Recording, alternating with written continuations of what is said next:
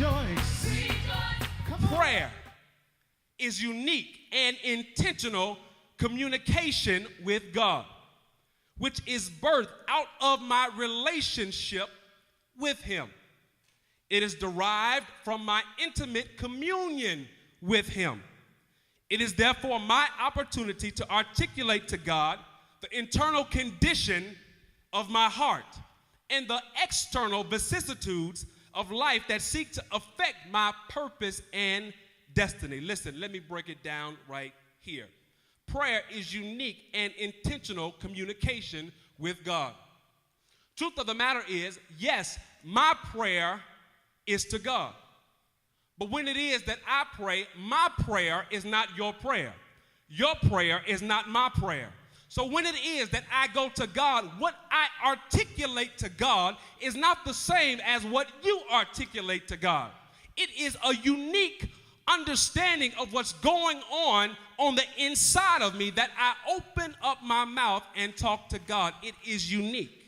Here it is. Hannah is going through a situation. Hannah desires something of God. She's been praying to God, asking God for this something for a long time. Hannah is finally gotten to the place where she's like, listen, I got to articulate to God in a way where God truly knows exactly how I feel about this situation. Eli thought she was drunk. Eli thought she was intoxicated, but Hannah was not intoxicated with the drink of the world.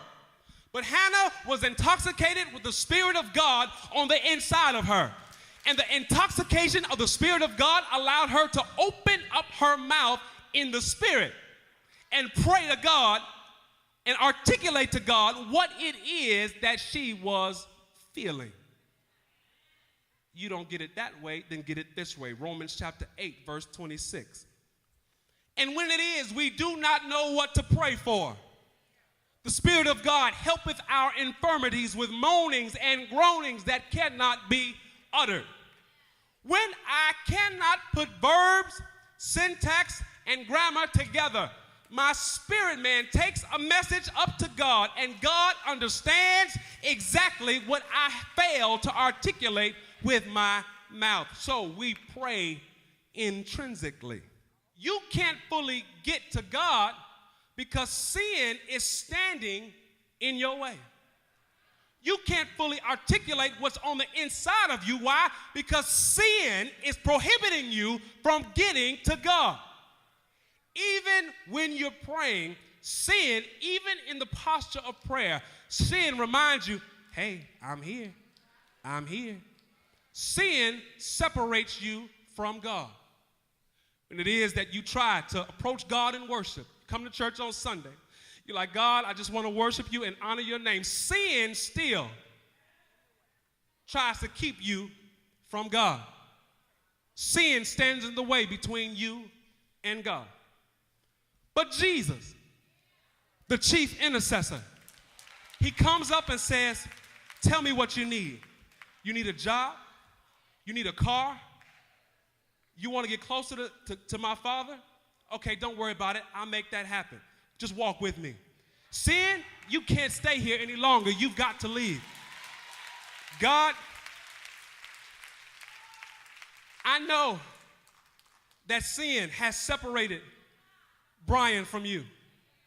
I know that he's done things that he should not have done.